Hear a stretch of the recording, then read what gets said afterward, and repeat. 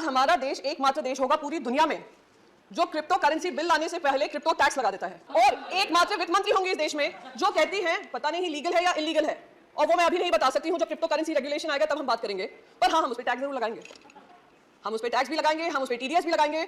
जिस तरीके से बताया गया इस पर टैक्स लगाओ टैक्स लगाओ टैक्स लगाओ और बढ़ाओ, क्योंकि बाकी सारे देश कर रहे हैं। उससे मुझे ध्यान आता है जब देश में कंप्यूटर आया था, देश में जब कंप्यूटर आया था तो हमारा ये विपक्ष ही था जो बैलगाड़ी लेकर बाहर आकर अपोज कर रहा था, कहा था लाखों लाखों युवा बेरोजगार हो जाएंगे, बेरोजगारी चरम सीमा पे बढ़ जाएगी, ये सरकार युवा विरोधी सरकार है। और क्या हुआ? कंप्यूटर आने के बाद अगर किसी देश को सबसे ज्यादा फायदा हुआ, देश के युवाओं को फायदा हुआ, वो भारत के बच्चों को फायदा हुआ। आज हम लोग बड़े बड़े लीडरशिप रोल्स में हैं, दुनिया भर में लीडरशिप रोल्स में हैं, तो उसका फायदा हमारे युवाओं को हुआ। तो बार बार ये कहना कि ये जो है बहुत ही गंदी चीज हो रही है, बहुत ही गलत चीज हो रही है, क्योंकि हमें नहीं समझ में आ रही है, तो ये गंदी ही होगी। ये बिल्कुल मुझे वो बात याद आती है कि बच्चों से कहा जाता है बचपन से ही, और हमारे भारत में ये विशेष करके होता है, तुम अगर इंजीनियर बनोगे, डॉक्टर बनोगे या आप चार्टर्ड अकाउंटेंट बनोगे, वही करियर होते हैं, बाकी सारे करियर गलत होते हैं। और अगर वो करियर गलत है, कोई और कुछ चूज करना चाह रहे हैं, तो उनको रोक जाने की कोशिश की जाती है। अगर रोकते नहीं है तो कहते हैं हम घर के बाहर निकाल देंगे।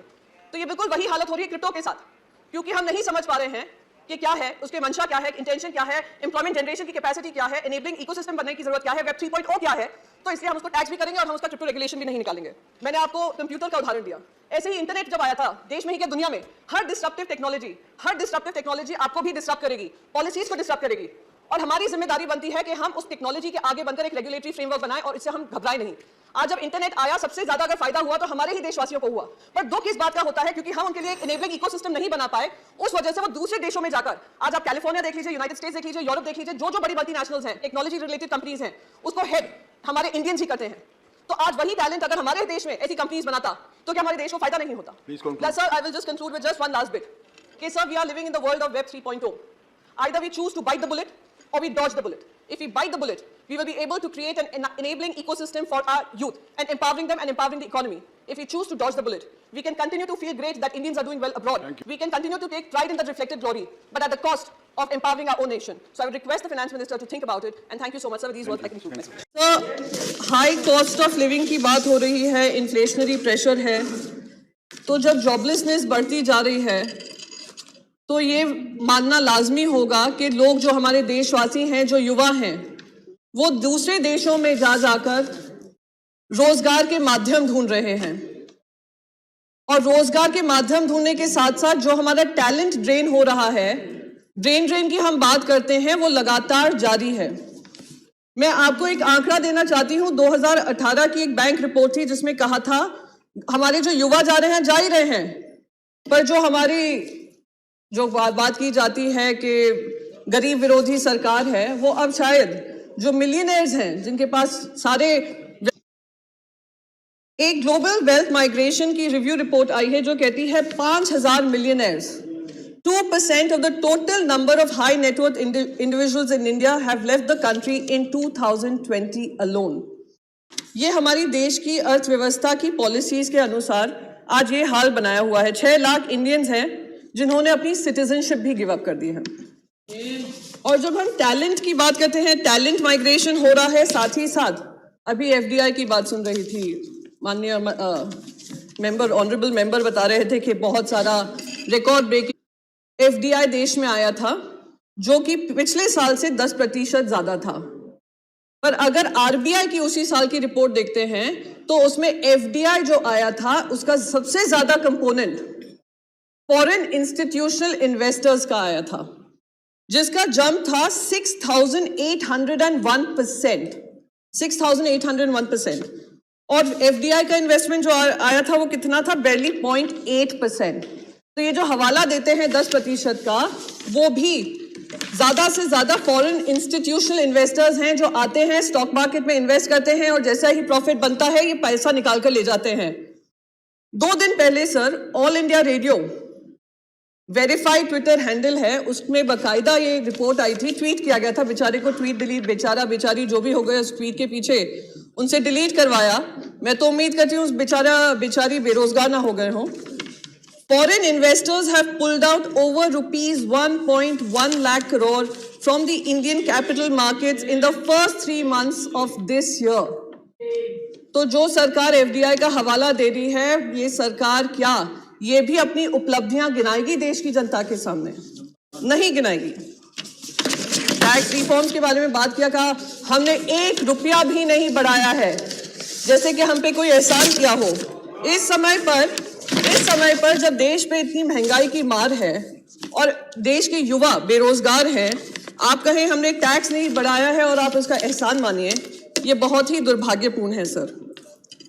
सर, कुछ दिनों से कल भी मैंने सुना 2 सीनियर लीडर्स हैं, ऑनरेबल एमपीज भी हैं, उन्होंने क्रिप्टो करेंसी की बात की। आज हमारा देश एकमात्र देश होगा पूरी दुनिया में जो क्रिप्टो करेंसी बिल लाने से पहले क्रिप्टो टैक्स लगा देता है, और एकमात्र वित्त मंत्री होंगी इस देश में जो कहती हैं पता नहीं लीगल है या इलीगल है, और वो मैं अभी नहीं बता सकती हूं। जब क्रिप्टो करेंसी रेगुलेशन आएगा तब हम बात करेंगे, पर हाँ, हम उस पर टैक्स जरूर लगाएंगे, हम उस पर टैक्स भी लगाएंगे, हम उस पर टीडीएस भी लगाएंगे। और मैं जब माननीय एमपी को सुन रही थी, सर कुछ भी नहीं है सर, कुछ भी नहीं है। हाँ, जरूर लगा दूंगी सर अगर आपकी अनुमति होगी। वित्त मंत्री बता दो दे लीगल है या इलीगल। जी, तो मैं यहाँ पर बस ये बात कहना चाहूंगी सर कि हमारा टैक्स भी लग गया उस पर, हमें ये भी नहीं पता कौन सा स्टेटस है उसका, एसेट क्लास है, क्या क्लास में उसके अंतर्गत किया गया है। जिस तरीके से बताया गया इस पर टैक्स लगाओ, टैक्स लगाओ, टैक्स लगाओ और बढ़ाओ, क्योंकि बाकी सारे देश कर रहे हैं, उससे मुझे ध्यान आता है और शायद सभी को ध्यान होगा, जब देश में कंप्यूटर आया था, देश में जब कंप्यूटर आया था तो हमारा ये विपक्ष ही था जो बैलगाड़ी लेकर बाहर आकर अपोज कर रहा था, कहा था लाखों युवा बेरोजगार हो जाएंगे, बेरोजगारी चरम सीमा पे बढ़ जाएगी, ये सरकार युवा विरोधी सरकार है। और क्या हुआ? कंप्यूटर आने के बाद अगर किसी देश को सबसे ज्यादा फायदा हुआ, देश के युवाओं को फायदा हुआ, वो भारत के बच्चों को फायदा हुआ। आज हम लोग बड़े बड़े लीडरशिप रोल्स में हैं, दुनिया भर में लीडरशिप रोल्स में हैं, तो उसका फायदा हमारे युवाओं को हुआ। तो बार बार ये कहना कि ये जो है बहुत ही गंदी चीज हो रही है, बहुत ही गलत चीज हो रही है, क्योंकि हमें नहीं समझ में आ रही है, तो ये गंदी ही होगी। ये बिल्कुल मुझे वो बात याद आती है कि बच्चों से कहा जाता है बचपन से ही, और हमारे भारत में ये विशेष करके होता है, तुम अगर इंजीनियर बनोगे, डॉक्टर बनोगे या आप चार्टर्ड अकाउंटेंट बनोगे, वही करियर होते हैं, बाकी सारे करियर गलत होते हैं। और अगर वो करियर गलत है, कोई और कुछ चूज करना चाह रहे हैं, तो उनको रोक जाने की कोशिश की जाती है। अगर रोकते नहीं है तो कहते हैं हम घर के बाहर निकाल देंगे। तो ये बिल्कुल वही हालत हो रही है क्रिप्टो के साथ, क्योंकि हम नहीं समझ पा रहे हैं कि क्या है उसके मंशा, क्या है इंटेंशन, क्या है एम्प्लॉयमेंट जनरेशन की कैपेसिटी, क्या है एनेबलिंग इकोसिस्टम बनने की जरूरत, क्या है वेब 3.0 क्या है। तो इसलिए हम उसको टैक्स भी करेंगे और हम उसका क्रिप्टो रेगुलेशन भी नहीं निकालेंगे। सर, मैं एक चीज यहां पर बहुत इंपॉर्टेंट दूसरी चीज यहां पे कहूंगी। मैंने आपको कंप्यूटर का उदाहरण दिया, ऐसे ही इंटरनेट जब आया था, देश में ही क्या दुनिया में, हर डिस्ट्रप्टिव टेक्नोलॉजी आपको भी डिस्टर्ब करेगी, पॉलिसीज को डिस्टर्ब करेगी, और हमारी जिम्मेदारी बनती है कि हम उस टेक्नोलॉजी के आगे बनकर एक रेगुलेटरी फ्रेमवर्क बनाएं और इससे हम घबराएं नहीं। आज जब इंटरनेट आया, सबसे ज्यादा अगर फायदा हुआ तो हमारे ही देशवासियों को हुआ, पर दुख किस बात का होता है, क्योंकि हम उनके लिए एक इनेबलिंग इकोसिस्टम नहीं बना पाए, उस वजह से वो दूसरे देशों में जाकर, आज आप कैलिफोर्निया देख लीजिए, यूनाइटेड स्टेट्स देख लीजिए, यूरोप देख लीजिए, जो बड़ी मल्टीनेशनल्स हैं, टेक्नोलॉजी रिलेटेड कंपनीज हैं, उसको हेड हमारे इंडियंस ही करते हैं। तो आज वही टैलेंट अगर हमारे देश में ऐसी कंपनीज बनाता तो क्या हमारे देश को फायदा नहीं होता? Sir, I will just conclude with just one last bit कि sir, we are living in the world of web 3.0. Either we choose to bite the bullet or we dodge the bullet. If we bite the bullet, we will be able to create an enabling ecosystem for our youth and empowering them and empowering the economy. If we choose to dodge the bullet, we can continue to feel great that Indians are doing well abroad. Thank you. And we can conclude, sir, just one last second, sir. We can continue to take pride in that reflected glory, but at the cost of empowering our own nation. So I would request the Finance Minister to think about it. And thank you so much, sir. With these words, I conclude my speech. Thank you. Jai Hind.